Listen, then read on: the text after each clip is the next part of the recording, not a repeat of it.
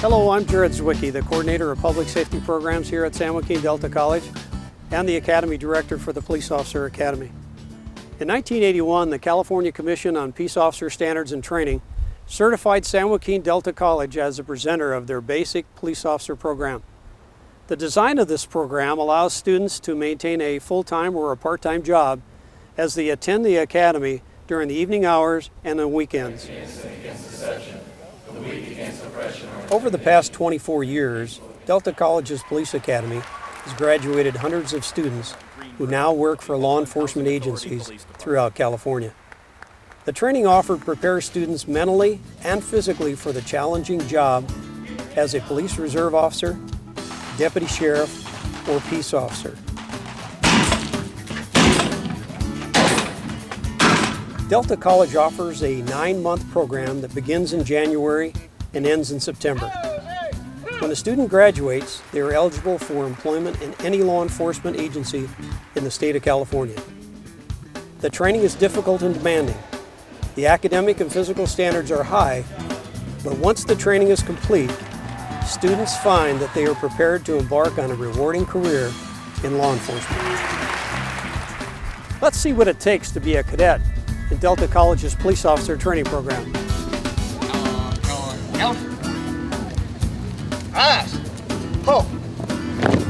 Go in, we're just gonna storm. Because I have no contact with anybody. I haven't seen anybody. I want to go in from the rear mostly. On the top.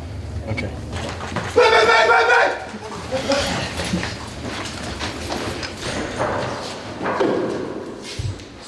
up there. Step back up on the flat surface. Stay there. During the building searches, we strive to make them as realistic as possible. The students have to apply fundamental concepts and techniques that we teach them in order to safely approach the building, enter the building, and ultimately find and arrest the responsible inside. The cadets are taught that, as in the field of law enforcement, they should always have a cover officer with them, and when they enter a building to search it, they always work as a team, keep cover as much as possible, and work systematically and safely. I'm not going to drop the weapon. If you do not, he will die. You got 10 seconds. 10. 9. In all uses of force, including the use of firearm, the cadets have to keep in mind all the legal aspects of things, as the law fundamentally allows an officer to use that force which is necessary and reasonable to protect them or others from harm.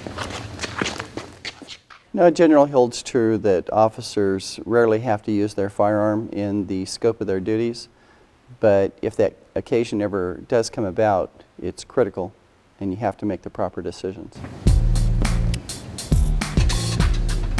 Hey, you by the door.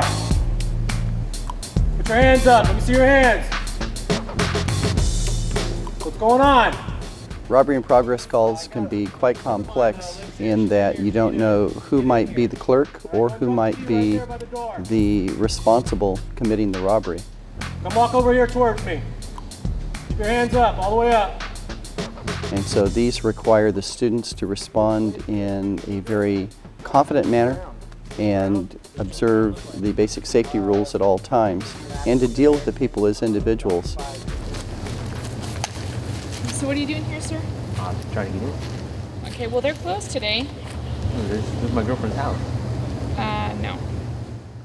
They use the physical tools that we give them during firearms training and defensive tactics training. It all comes together in these crimes in progress in the field work. Okay. That's not our number. What are you really doing here? She thought to come see my girlfriend. Listen, when you're walking up, are you making a lot of noise?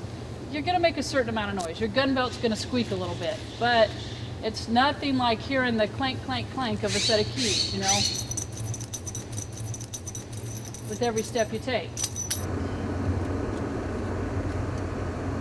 Is there any reason why you ran that song? Just had a hard days of work, just trying to get home a little bit quicker, I guess. Okay, if you just give me a moment, I'll be right back with you. When an officer makes a traffic stop on a vehicle, that's one time when the police really come in contact with John Q. Citizen. You never know what you're stopping the person for. Maybe they rolled a stop sign, but when you find out maybe there was a death in the family, and maybe they might be upset when you first contact them. If you're patient, polite, and courteous, it gives a good image of first the police department, but second, it also allows the citizen a little bit of time to vent, and sometimes you can avoid a confrontation just by listening to what's going on. Dispatch Unit 28. Unit 28, go ahead. Yeah, you're gonna pull over a, it's like a gray station wagon. So you have to be able to multitask.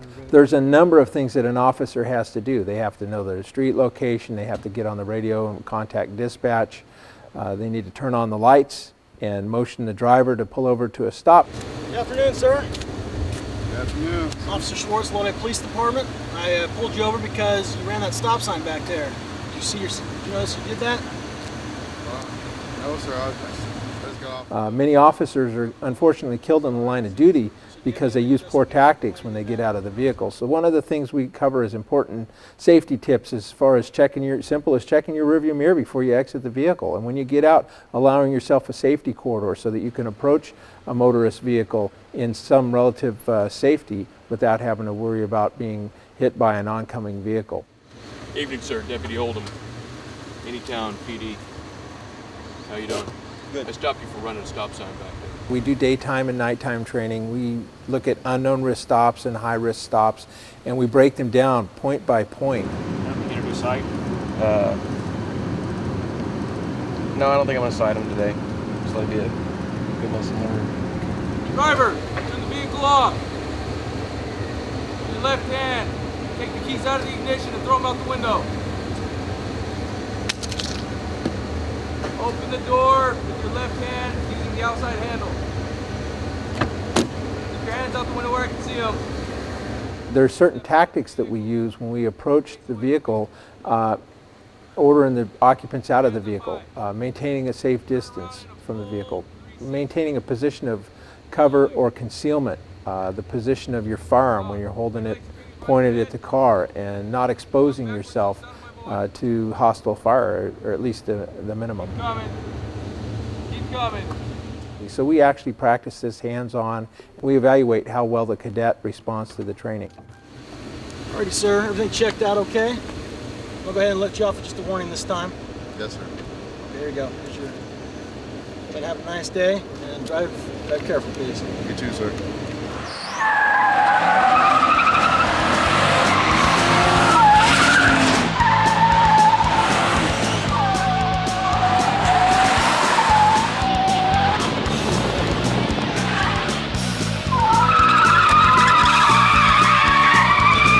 Driver's training was so intense. You get there thinking you know how to drive, and in reality, you don't know as much as you thought you did. The Delta College driver's training, it's a pass or fail. There's no in between. The driving definitely was an eye-opener for me. Having been a driver on the road now for over 12 years, there can be some very dangerous and stressful situations if you're not really paying attention. Pedestrians and dealing with other traffic. Now follow them. I went in thinking I was already a safe and good driver, but they taught us a lot of new techniques. I definitely became a better driver afterwards. We did some high-speed pursuit chases, got up to 85, 95 miles an hour, and I definitely came out of it a better driver. We start out from very slow speed, learning how to back, parallel park, and position a vehicle, all the way up to pursuit driving, where you're actually having to chase a violator with the lights and sirens going on. We actually use instructors in rabbit cars and have officers learn how to chase a vehicle. So we teach you a lot of driving techniques.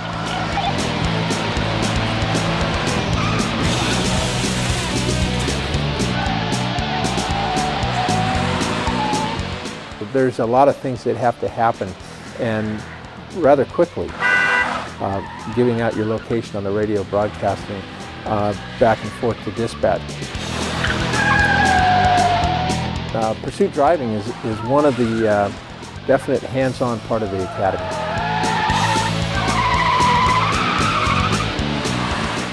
If you're not a good driver, you can actually be washed out of the academy. There's nobody downrange. This line is now hot.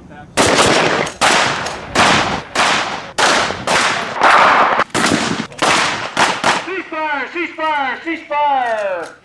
We start everybody at a basic level. I like what I call the crawl, walk, run method, whereas we go through the classroom portion, of course, then we take them through lots of dry fire, lots of basic handgun manipulation before we even let them fire ammunition. Getting into it. Rounds.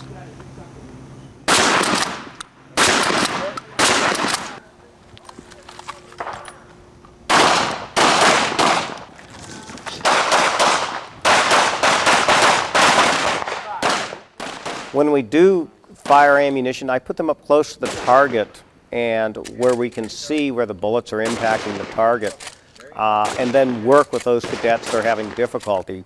We allow them to shoot approximately 3 rounds. We can analyze, we can find those cadets that may have problems. We work on them right there at 3 yards, then we start bringing them back further, 5 yards, 6 yards, 7 yards, until we find out where they start losing the front sight so that we can stop, slow down, and work with those cadets that are having problems. The instructors were right in your face. They got you motivated, they pumped you up, and they made it a very positive situation for you, especially if you were kind of nervous to be around firearms. Looking back and forth, looking back, looking back, looking back. Hey, she got a gun! Magazines, you really? Right! We actually put them through a combat course that includes multiple targets, shoot, don't shoot targets, metal targets. We actually have a target that we rigged up this year that actually draws a handgun, and they have to key off of the handgun that the target's pointing at them before they can draw and fire. Now you got 3 rounds left. I want you to give 1 round to every one of these targets. Good! Keep going. Good! Well, for me, firearms, the shotgun shooting was the most challenging for me because I had to shoot left-handed and it was very awkward. And also combat shooting at night because when you're shooting out there, it's almost pitch black. It's very hard to see.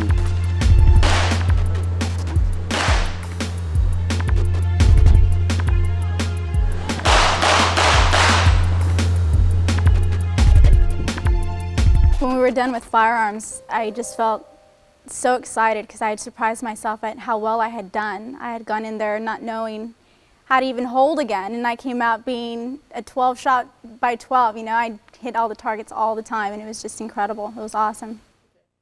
Shooting is a perishable skill, which means you have to continually practice. And what I suggest to people, although they're not going to be drawing their handgun that much in the real world, they should at least go and practice the basic handgun manipulation by dry firing at home, how to draw, how to move, things like that.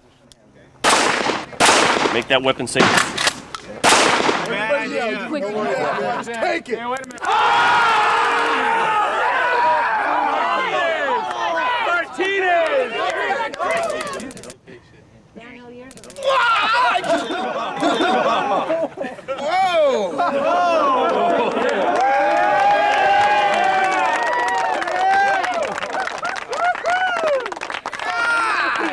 And that's a lady.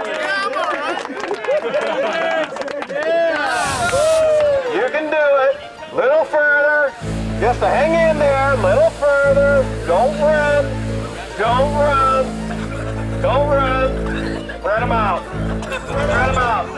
Don't use that rag. You're wiping it into you. Don't use that towel. Keep breathing.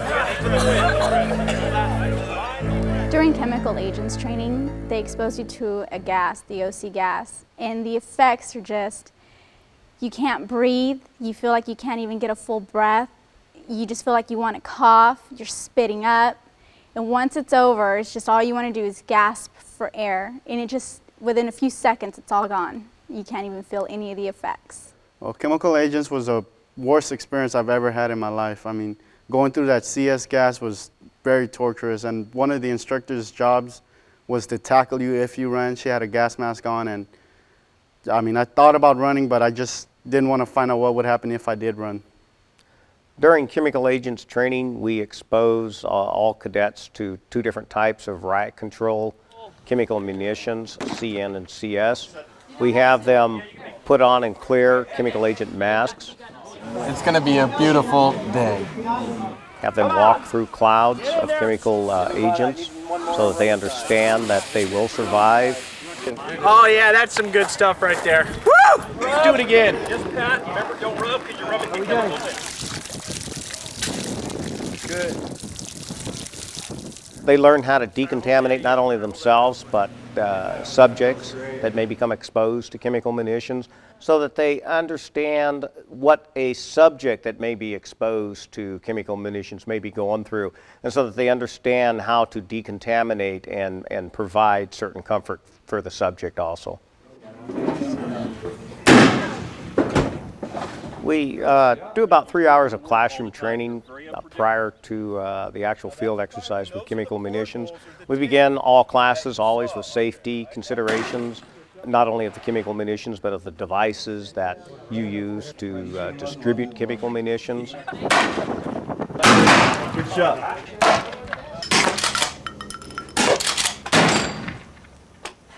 Woo! Yeah! Oh! Eyes open. Look. Okay, you ready? We do a secondary type of exposure where we spray the chemical agent up against a plexiglass so that it bounces off, because that's typically the type of exposure they're going to get. Oh yeah, that sounds fun. That doesn't look. I volunteered to get sprayed with the foam in the face, and it burned. It was one of the most painful experiences I've ever went through in my life, but we had to put the pain aside. We had to fight through 2 different scenarios with beating the red man with our baton and handcuffing a suspect, and it was a really cool thing to go through because your adrenaline was up, but you had to fight through it no matter how much pain you were in. Get down on the ground! Get down on the ground now! Get down on the ground! Burning, can't breathe. These are situations that you encounter with the gas as well as pepper spray, and it's very important to know how to do it and how to fight through it. They understand that they will survive an exposure. They will survive out on the streets if they become exposed, and they still have to perform their duties as a law enforcement officer.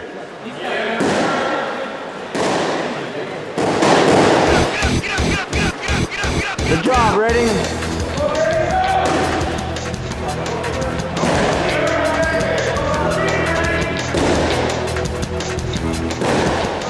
One of the components of the academy is we put an instructor in a suit, a fist suit, that you actually strike them with a baton.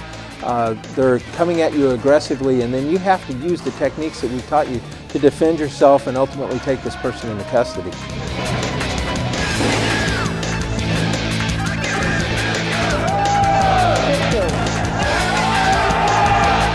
One of the concerns of a younger officer oftentimes is how they're going to be able to defend themselves. Come on, Esther.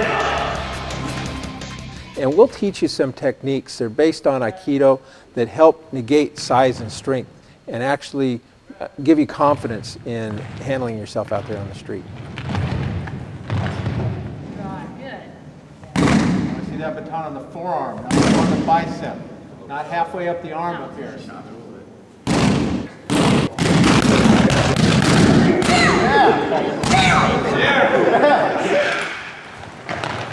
One of the things we teach in using our techniques is that size and strength are not as critical. It does take some experience, some time, and some training in order to develop your techniques to that level of proficiency.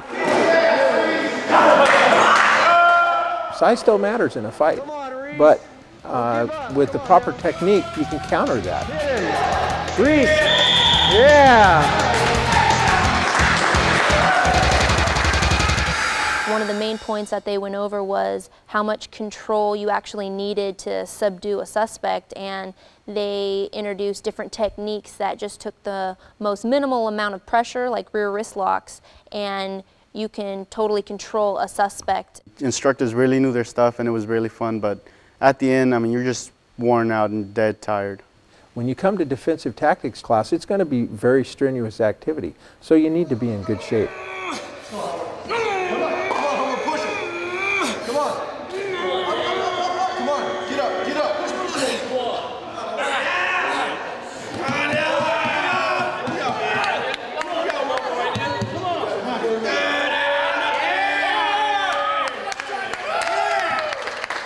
My advice for the cadets in regards to physical training is start training hard as soon as possible.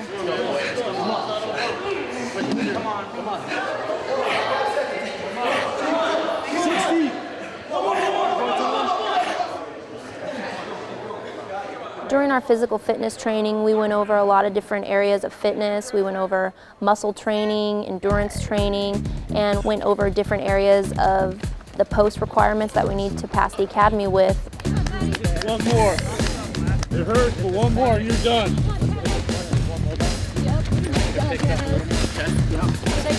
on. Come on. 12:02. Hard all the way. Ah. Good job. Ah. Come on, Martinez!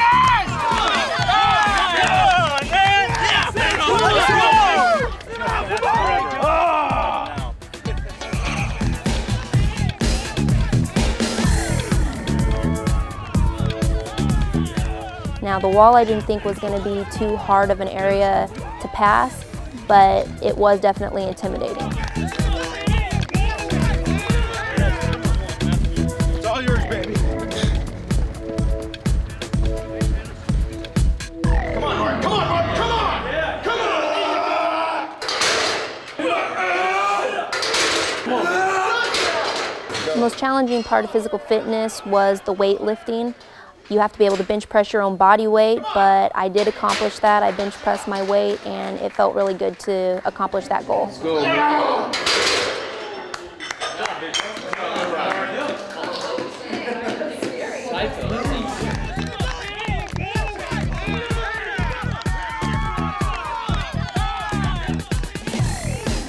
It's very important to maintain your workout routines and to maintain a healthy lifestyle in order to be successful in law enforcement.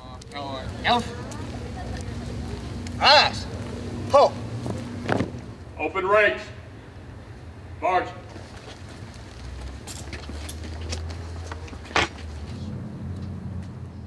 The inspections we get daily, I like them. They keep you on your toes.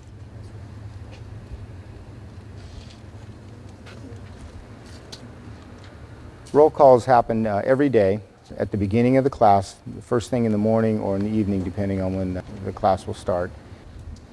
And that's important to do because it develops discipline in the class and the individual cadets. Many times they come in very undisciplined and just kind of live by their own rules. Law enforcement is a military type organization, and this helps to begin to develop that discipline in the cadet. The standards that we establish for roll call and uniform appearance and personal appearance in the cadets is constant from the beginning of the class in January through the graduation in September. We have high standards. Those start from the first day, and they continue through the 8 months that you're in the academy until you graduate. Inspections are something that they stress from day one. It's important to always look your best as well as being professional. Hey, peace. Somebody gets out of their car, you stop them at 2 o'clock in the morning. Oh, I'm sorry, sir, I just don't have any identification. Guess what? You're under arrest. It's an automatic arrest. Did you know that? 40302 says it's a shell tape. It's a may tape. Classroom instruction is real important because it sets the foundation for the hands-on activities that we do later in the academy. Do not touch the patient. While it's analyzing, you don't want to touch the patient because if you move the patient, you may give it a false rhythm. And it's real important that cadets in the program do not learn and purge material. What they learn in the first few months of the academy is going to be required of them to recall and then apply it in future activities or other classroom learning domains.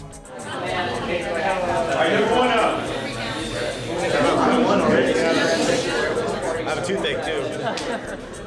We start with a basic foundation about law enforcement and where we're at in the United States with law enforcement, and then we start adding new information on how to conduct investigations. If you're prone to do that, hopefully you're not going to come into this business in the first place. Report writing is very important, part of law enforcement. Everything that we do must be documented and documented properly and thoroughly. And so in the classroom we stress good writing skills, honesty. Good. Hold that question, I'll be right with you on it. Yeah. Sir, it's a crime against the people of the state of California. It's not a crime against a particular individual, right? Being an RTO or in the classroom gives you a chance to mentor them and develop them and kind of be an example for what a police officer is really about and what it takes to be that.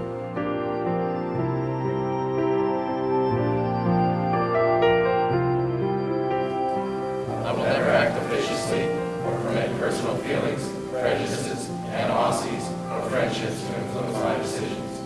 With no compromise for crime and with relentless prosecution of criminals, I will enforce the law courteously and appropriately, without fear or favor, malice of ill will, never employing unnecessary force or violence, and never accepting gratuities. I recognize the badge of my office as a symbol of public faith, and I accept it as a public trust to be held as long as I am true to the ethics of the police service. I will constantly strive to achieve these objectives and ideals, dedicating myself before God to my chosen profession, law enforcement. Well done, class.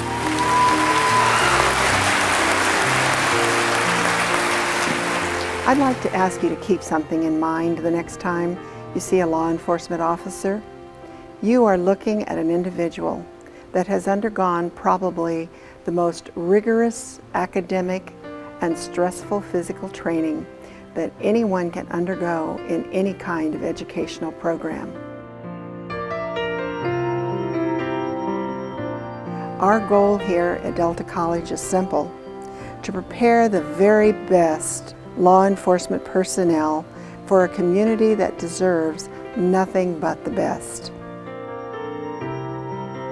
I'm also the mother of a law enforcement officer, and I knew that every day my son's chances of coming home safe to his wife and children was directly related to the quality of the training that he had received. The knowledge of this fact has led to my extensive commitment to law enforcement training in the community colleges. I have visited law enforcement training programs throughout the nation, and I can tell you that Delta College ranks among the very best training programs in this nation.